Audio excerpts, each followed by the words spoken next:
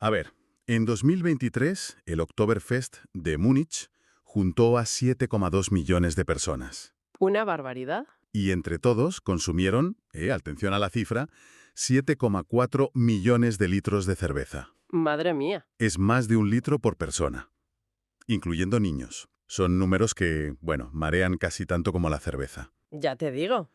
Pero lo que me fascina de los documentos que tenemos delante no son solo los números, sino la idea de que, a pesar de todo, llamar al Oktoberfest un festival de la cerveza es quedarse muy, pero que muy corto. Desde luego.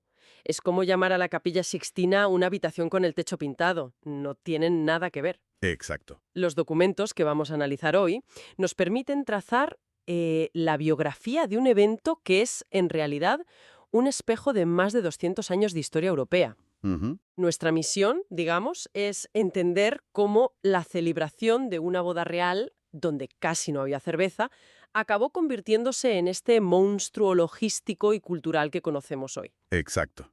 Y para entenderlo, creo que hay que empezar por ahí, por el origen, que es completamente inesperado. Luego vemos cómo fue evolucionando, cómo sobrevivió a guerras, a crisis, Claro. qué rituales lo hacen único hoy en día y cómo se está adaptando al siglo XXI. Así que, si te parece, empecemos por esa boda real de 1810. De verdad que todo empezó ahí. Todo empezó ahí. El 12 de octubre de 1810, el príncipe heredero Luis de Baviera, El que luego sería el rey Luis I, ¿no? ese mismo, se casó con la princesa Teresa de Sajonia-Hildburghausen. Y para celebrarlo, la familia real decidió hacer algo que no era muy común: organizar una fiesta pública Para todo el mundo. para todos los ciudadanos de Múnich, en unos prados a las afueras de la ciudad. Y en honor a ella, a la nueva princesa, esos prados se bautizaron como Theresienwiese, el Prado de Teresa. De ahí viene el apodo que usan los locales, Wiesn. Me encanta ese detalle. Justo. Pero entonces, un momento. Si era una fiesta para celebrar una boda, ¿cuál era el evento principal? Porque imagino que no era sentar a toda la ciudad a beber en carpas gigantes. Para nada. El acto central, el que atrajo a 40.000 espectadores, fue una carrera de caballos. ¿Una carrera de caballos? Sí, se inspiraron en una antigua carrera medieval y fue de un éxito espectacular. Tan grande fue el éxito que la Guardia Nacional propuso repetirla al año siguiente. Ah, vale. Y esa repetición, en 1811, es la que de verdad sienta la base de la tradición anual del Oktoberfest. De hecho, hay un dato fascinante en los documentos. A ver. Esta carrera sirvió de inspiración para los Juegos Olímpicos de Zapas, que fueron un precursor directo de los Juegos Olímpicos modernos que conocemos. ¿En serio? O sea que el Oktoberfest está, de alguna manera, en el ADN de las Olimpiadas modernas. De alguna forma sí. Eso sí que es un dato sorprendente. Vale, tenemos una carrera de caballos que se repite. ¿En qué momento empieza a parecerse más a una feria? ¿Cuándo entran las atracciones, la comida y, sobre todo, la cerveza? Pues fue un proceso gradual.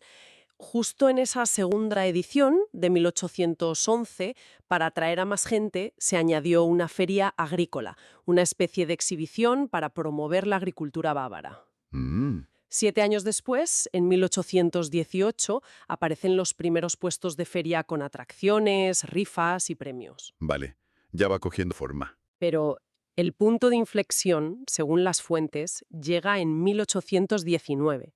Es ahí cuando el Ayuntamiento de Múnich interviene, asume la organización y decreta oficialmente que el Oktoberfest se celebrará todos los años. Ah, pasa de ser algo real a ser algo municipal. Exacto. Se convierte en una institución de la ciudad. Y me imagino que una vez que el ayuntamiento toma el control, la cosa se profesionaliza y empieza la gran transformación, ¿no? ¿Cuáles fueron esos cambios clave que lo convirtieron en el festival que reconoceríamos hoy? Pues la gran modernización llega a finales del siglo XIX con la Revolución Industrial. Hay como 4 hitos que lo cambian todo. En 1880 se instala la luz eléctrica. Claro, eso es un antes y un después. Imagina el impacto. De repente, el festival puede continuar de noche, iluminando más de 400 puestos y carpas. Un año después, en el 81, abren los primeros puestos de salchichas Bratwurst. El honor del Oktoberfester moderno empieza a nacer ahí. Totalmente. El tercer hito llega en 1892. La cerveza empieza a servirse en las jarlas de cristal de 1 litro, las más. Ah, las famosas jarras. Antes se usaban jarras de cerámica, así que nadie sabía si estaban bien llenas. Claro, el cristal trajo transparencia y se convirtió en un símbolo. Ya. Y el cuarto, y quizá el más importante, sucede hacia 1900. Los pequeños puestos de cerveza, que eran poco más que tenderetes, son reemplazados por las gigantescas carpas de madera, patrocinadas por las grandes cerveceras. Y ahí nace la imagen que todos tenemos en la cabeza. Ahí nace el Oktoberfest moderno. Entiendo. Pero su historia no ha sido un camino de rosas. Los documentos mencionan que el festival se ha cancelado más de 20 veces. No fue un crecimiento lineal y feliz. Por dos epidemias de cólera terribles y por guerras como la austro-prusiana o la franco-prusiana. Uf. Y el siglo XX fue aún más duro. Se suspendió durante toda la Primera y la Segunda Guerra Mundial. Y aquí hay que mencionar, de forma imparcial, como señalan las fuentes, el periodo entre 1933 y 1945, Claro. cuando el régimen nazi se apropió del festival y lo utilizó como una herramienta de propaganda del pueblo alemán. Desde el 33 se prohibió a los judíos trabajar allí, un reflejo oscuro de lo que estaba ocurriendo en el resto del país. Y la tragedia ha golpeado al festival incluso en tiempos de paz. Lo que pasó en 1980 es escalofriante. Sí, el 26 de septiembre de 1980 tuvo lugar el suceso más negro de su historia. Una bomba de tubo colocada por un ultraderechista explotó en la entrada principal. ¡Qué horror! Murieron 13 personas, incluyendo el terrorista, y más de 225 resultaron heridas. Sigue siendo el segundo atentado terrorista más mortífero de la historia de Alemania. Es terrible pensar en algo así ocurriendo en medio de un ambiente de fiesta. ¿Cómo se recupera un evento de algo así? Me imagino que cambió para siempre la forma de concebir la seguridad en el festival. Completamente. Lo fascinante aquí es ver cómo el festival se vio forzado a adaptarse para sobrevivir. Muchas de las medidas que hoy nos parecen normales son consecuencia directa de esa tragedia. ¿Por ejemplo? Por ejemplo, la decisión de eliminar todas las papeleras públicas del recinto Ah, claro. o la creación de un perímetro de seguridad con controles de acceso. El festival aprendió de la peor manera posible la lección de que un evento de esa magnitud también es un objetivo vulnerable. A pesar de esa historia tan convulsa, es increíble cómo han pervivido tradiciones y rituales que parecen casi sagrados. La ceremonia de apertura, por ejemplo, no es simplemente cortar una cinta, es todo un espectáculo. Es un ritual perfectamente coreografiado que marca el inicio de todo. Comienza con el Einzug der Wirte, el desfile de entrada de los dueños de las cervecerías. Ajá. Son carros tirados por caballos, magníficamente decorados y cargados de barriles, acompañados por bandas de música. Y todo el desfile lo encabeza el München-Kindl. Que se traduce como el niño de Múnich, ¿no? Sí, y es el símbolo del escudo de la ciudad, representado tradicionalmente por una mujer joven a caballo vestida de monje. Y ese desfile culmina en el momento que todo el mundo está esperando, el famoso grito. Exacto. El desfile llega hasta la carpa Schottenhimmel. Allí, a las 12 en punto del mediodía del primer sábado, el alcalde de Múnich se enfrenta al primer barril de cerveza. El momento de la verdad. Su única misión es clavar el grifo en el barril usando un mazo. En el momento en que lo consigue y la cerveza empieza a fluir, grita la frase que da el pistoletazo de salida a todo. Otzapt is. Que en dialecto bávaro significa ya está abierto. Ya está abierto. Y esa es la señal. La señal para todos. Justo en ese instante se disparan 12 salvas de cañón desde las escaleras del monumento a Baviera, que está cerca, y el sonido retumba por todo el recinto. Esa es la orden para que todas las demás carpas empiecen a servir cerveza. Hasta ese momento, nada de alcohol. Ni una gota. La fiesta ha comenzado oficialmente. Y lo que me parece genial es que, según leo, se ha creado toda una tradición en torno a cuántos golpes necesita el alcalde para abrir el barril. Incluso se hacen apuestas. Por supuesto. Es parte del espectáculo. La prensa lo cubre, la gente lo comenta. El récord de eficacia está en solo 2 golpes. ¿Solo 2? Pero claro, también existe el récord por el otro extremo. En 1950, el alcalde Thomas Wimmer necesitó, según los registros, 19 martillazos para abrirlo. 19.